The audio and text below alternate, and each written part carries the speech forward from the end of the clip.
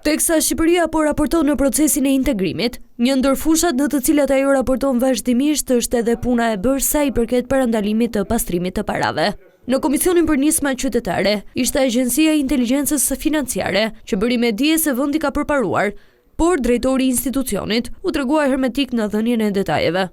Një nga këto procese është vlerësimi nga Komiteti Manival i Këshillit të Evropës për parandalimin e pastrimit të parave, financimit të terrorizmit dhe financimit të përhapjes së armëve të dëmtimit në masë, i cili përbën një proces kompleks dhe gjithëpërfshirës me përfshirjen e institucioneve dhe agjencive qeveritare, institucioneve të pavarura si dhe sektorit privat.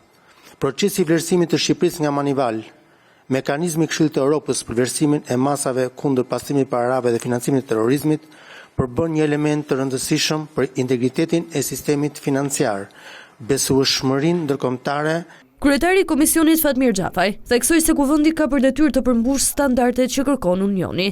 Në të gjitha aspektet dhe përgjegjësitë që kanë kuvendi vet, AIF-ja që është aktori kryesor në këtë fushë, si dhe të gjitha institucionet e tjera ekzekutive dhe institucionet e pavarura, dhe në përfundim do të dalim me raportin apo rekomandimet e nevojshme. Për shkak se raporti për vendin ton ende nuk është publikuar, mbledhja vijoi të jetë me dyert të mbyllura.